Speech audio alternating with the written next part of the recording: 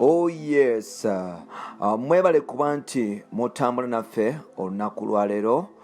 Mwebale kuba nti mutwagala mawulire ga nnaku eri bafaani ba musajja mukulu amanyikiddwa nga Moses Sali aka Bebe Zuwena.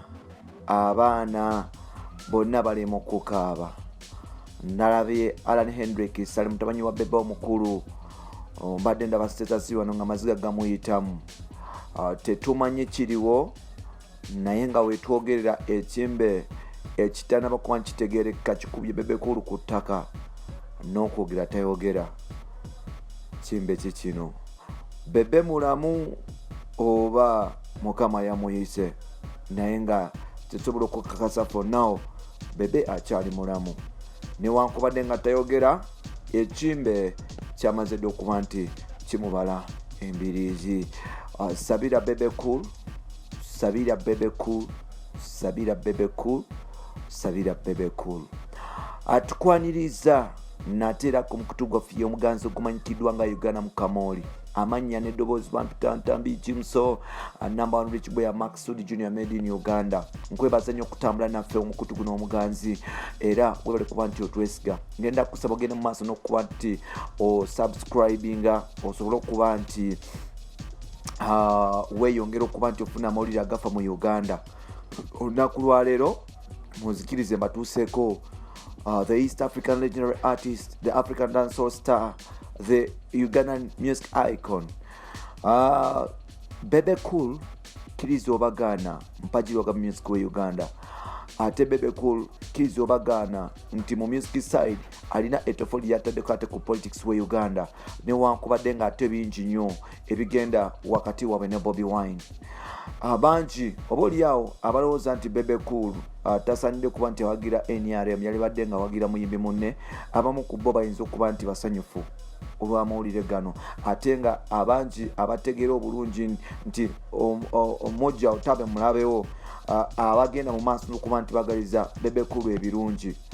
Kyanaku nnyo olunaku lwa leero ntegeddeko nti musajja mukulu amanyikiddwa nga big size extra large Bebe wetwogerera atandise okuteeka famire ye ku bunkenke. Mukyala we agenze mu maaso n'okuba nti akaaba amaziga ng'akuba enduulu eri famire n'abengana n'emikwano ng'agamba simanyi kyatuuseewo. Ndabye mutabanyi wa Bebe omukulu amanyikiddwa nga Alan Hendrick Sali ng'agenda mu maaso n'okuba nti akaaba kogata ne muwala we omukulu amanyikiddwa nga Nasali Biata. Bebe wetwogerera ali ku kitanda, ekirwadde ekikambe kigenda maaso n'okuba nti kimukuba wansi, kimukuba ku ttaka. Mawulire ge tufuna kitegeeza okuba nti Bebe afunye obuzibu mu kussa era n'okwogera tayogera. Tugenda maaso okufuna amawulire okuva mu kampu ezesikika nga galaga nga Bebe oba oliawo esaala z'abantu zeziyinza okuba nti zimuzengulu. Bebe jukira ku nnaku lwa 31st yagenda mu maaso n'okuba nti yapafominga wali ku concert ya UG Connect, era nga yapafominga yaweebwa obukadde 20 okuyimba ku olwo lunaku. Yasobola okuba nti agaana okuyimba ku previous concert n'ayimba ku olwo, era nga Bebe mu kuvayo yasobola okumitinga mukwano gwe amanyikiddwa nga Joseph Mayanja oba Joseph Kadimba J Chameleon, banyumyamu kawo mpola era ne beshekingako mu ngalo. Wano no Bebe twakigerako nti bagenda maaso n'okuba nti bagabanako ka whisky ne J Chameleon, era basobola okuba nti beesiibula mu bulambalamba. Chameleon n'akwata awala ne Bebe n'akwata awalala, era nga ku olwo olunaku bagenda maaso n'okuba nti era bamumiitinga ku Exo Lounge wali mu industrial area. Bebe ku olwo yali nga oba oliawo mukosefu.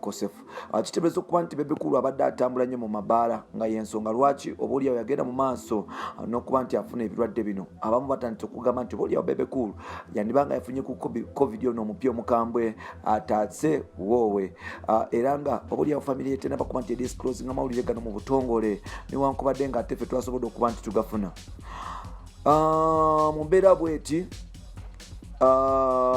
reaction okuva mu family twakitegeddeko nti taata wagamba nti omutwale bulaya bamujjanjabe, agende wa mama mu America basobole okuba nti ajjanjaba, kubanga ono tewali bujjanjabi buyinza kuba nti buwonya muwala we newankubadde nga ate ye abadde akalambidde nti asobole okugenda maaso n'okuba nti awona bafuna treatment ennungi okuva wano eno mpola mpola. Zuwena avuddeyo n'agamba nti ku ssaawa zino abadde yeetaaga omwami we okusinga ekintu ekirala era agenda maaso n'okuba nti amusabira okudda engulu. Zuwena agamba nti Bebe Cool amumanyi bulungi ng'omusajja omulwanyi era nga atasobola kuba nti obaoliawo akubibwa kimbe ku ttaka, naye kyamwewunyisiza nti okuba nti ono omusajja ali admitted era nga n'atuuka ku extent eno gy'aliko. Bingi ebitandise okuba nti byogerwa n'essaala ez'enjawulo zigenda mu maaso n'okuba nti zoogera. Ngenda kusaba ogende mu maaso n'okuba nti osabira musajja mukulu amanyikiddwa nga Bebe asobole okuba nti adda engulu kubanga obulamu byo abwetaaga. Bebe Cool omwaka guno abadde ne plani nyingi yakasaininga producer amanyikiddwa nga Vad on the beat, ng'ono omuvubuka yali akolera aba Voltage Music Kenton Foloso, yakamusaininga mu Gagame Records, asainiza abaana abalala bapya, abadde aguze ennyimba ez'enjawulo. Ate nga Bebe Cool agenze mu maaso n'okuba nti obaoliawo agenda mu maaso n'okutegeka ebivulu byagenda okuba nti asituleko abayimbi Uganda okuba nti bamuyimbirako ku concerts ez'enjawulo. Bebe bw'omutunuulira omwaka guno abadde ataddewo standard ng'akoze video company egenda mu maaso n'okuba nti ekwatira abayimbi be Uganda videos obaoliawo ku ssente tonotono ezitali z'amaanyi n'okuba nti agaba studio yo abantu okuyimbiramu. Yagula sound card ez'omulembe ogezaako okuba nti apromotinga music industry e Uganda. Bebe Cool abadde agenda kuta akayimba akakambwe ennyo mu 2 weeks from now, naye so far tetumanyi oba plan ze bwezito nga bwe yazitegeka zigenda kutambula, kubanga ate wetwogerera mu kampu ye yatusemudde nabe nti mulwadde ddala. Bebe y'omu ku careful artists abatamala ganywanywa mwenge we basanze, tamala gagabana n'abantu era nga y'omu ku bantu abali real tiyesembereza bayaayi. Bebe Cool ku myaka gyonna gy'amaze asobodde okuba nti akola ebintu eby'enjawulo mu ggwanga lyattu Uganda okusettinga records mu music career era nga y'omu ku bayimbi abagenda mu maaso n'okuba nti babatolinga abayimbi ab'amaanyi ne babamega ziyite Battle of Champion. Yasooka kwambalagana ne musajja munne batali makambugu, ate nga omusajja ono nantamegwa mu politics we Uganda South ono njogera ku Kyagulanyi Robert Sentamu omwaka gwali gwa 2012 Battle of the Champion Chadon Rugby Ground.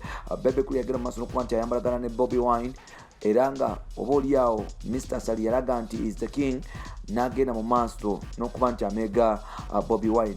Yagenda mu maaso after that n'akwatagana n'abasajja aba Good Life Radio and Weasel abagenda mu maaso n'okuba nti boolesa omutindo omulungi n'ennyimba zaabwe ezaali enkambwe ennyo, naye ate Bebe Cool yasobola kuba nti abawamwaganya kugenda maaso n'okuba nti bamulinnyako yabakubisa experience n'amaliriza nga amaloboozi gaabwe gafudde era n'abamega mu Battle of the Champion.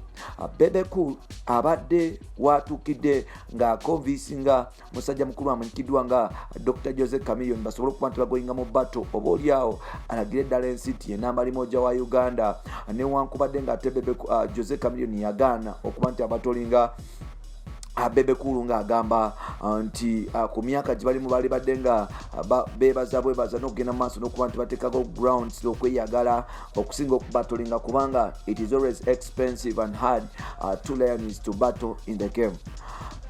Bebe Cool abadde agenda mu maaso n'okuba nti amaliriza ennyumba ye ey'ekiwaatule era ng'ennyumba eno obaoliawo ebadde eri mu kumpi kuggwa. Zezimu ku nnyumba ezitasinza amaanyi mu ggwanga lyattu Uganda, especially wegiteekako ate ku y'abayimbi toleeta muyimbi alina ennyumba nga ya Bebe Cool bw'abanga muyimbi ddala. Newankubadde byonna biri bityo, olumbe lwagala kupima mu Bebe Cool lumulabe oba mizaani ye kyazitowa nga weyita big size oba teriko. Wetwogera Bebe Cool nga bwe nakugambye tasobola kwogera, tasobola yadde okwenyenya, ate nga amaziga mangi mu kampu eyo bagenda mu maaso n'okuba nti bamusabira. Ngenda kusaba Zuwena okubeera omukyalo omugumu ennyo okugumya family n'enganda n'ab'emikwano basobole okuba nti bagumira ddala, otherwise ebintu si birungi ku ludda olwo. Nabadde nnyonyako Bebe Cool nga nina interview nga tulina okukola interview eya TV naye unfortunately Bebe Cool nagenza omusanga nga mulwadde era gana mawulire nsuubira gayisiza bubi kampu ya Gagamera yonna n'abagala music wa Uganda. Tugende mu maaso n'okuba nti tusabira Bebe Cool, agende mu maaso n'okuba nti asooka adde engulu addemu atusakata emiziki n'okuzimba industry nga bwe yeetagisa. Mwebale kuba nti mutambula naffe. Amannya n'eddoboozi bampita Ntambi Kimso, Rich Boy Max to the Junior Made in Uganda. Ngenda kusaba ogende mu maaso n'okuba nti osubscribing tusobole okuba nti tutambula ffenna mpola mpola. Bye bye for now.